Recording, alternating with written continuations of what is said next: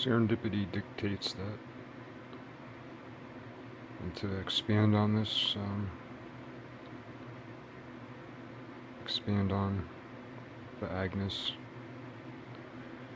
Tom thing, Thomas.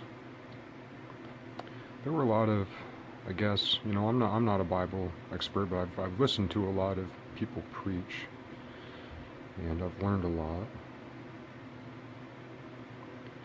There was what? Yeah, I don't know, but certainly Judas was one of the Thomases, and Thomas the Doubter. I tried to figure out like the difference between apostles and disciples, and I can't do it. Um, we talk about them, but they're all kind of mixed up, almost like Greek mythology, where you really can't pin down sometimes who's who or who did what. Like there's Zeus, but there also used to be like Zeus, Neptune, and so on.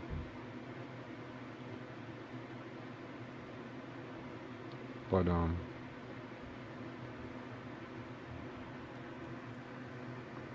as I said yesterday, like Thomas is supposed to protect Agnes. The old man is supposed to protect the child, the young girl. The old man protects the old girl. And the old man holds the old girl right where she needs to be. Or maybe, and then the old woman holds the young boy right where he needs to be. And strength is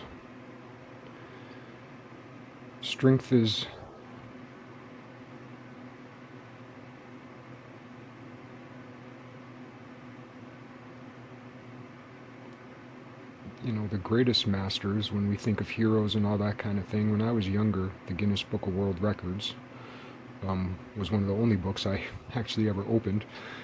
And I remember just back then, the oldest person in the world was, I think he was Japanese.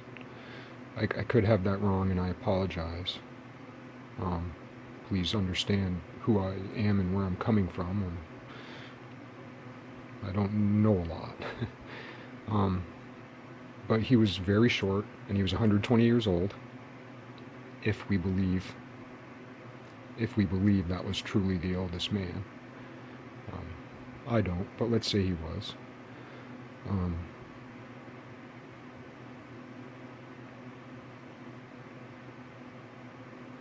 And he'd spend time with children. It's kind of like, I think it was Schindler's List, but it might not have been, but it was a movie where there was an old man walking with a bunch of children, and there were some guards he was walking past, and everyone else was like, all huddled up, and you had these big bully, brute, awful, men in an awful situation who were guarding and being spiteful to everybody. But the kind, silly old man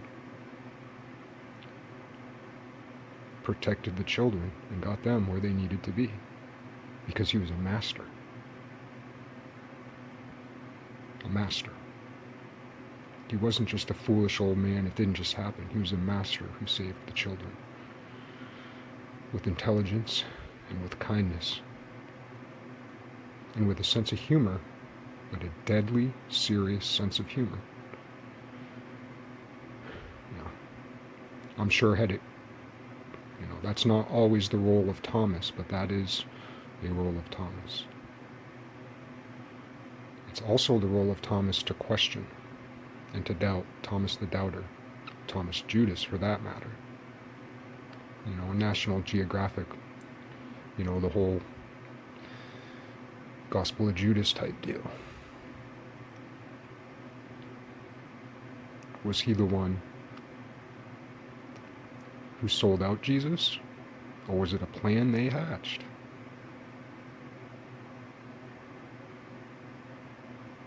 Was Thomas Judas and Thomas the Doubter the same person, so to speak? Did Jesus, it just kind of go with me on this, did Jesus have to do what he did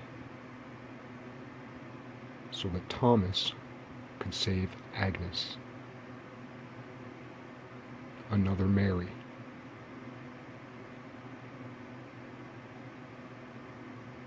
Were they working together for the greater good, best they could, all things considered, in that invisible spinning point, not two things?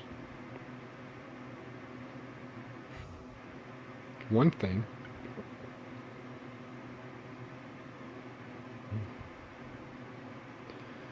this pie, Chinese pie, I'm sorry, pie, ta, Chinese pie,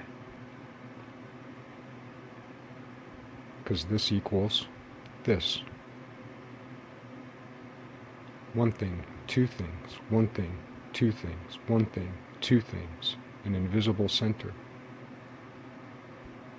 One thing, two things, one thing, two things, one thing, two things, three things, four things, five things, six things, a perimeter, seven things, eight things. I'm not sure if I got them all, but there's a lot there. I bought this in Rome, one of the only times in my life where I actually left. It was with school. It was cheap on the side of the road. So there I was in Rome, and this is what I bought.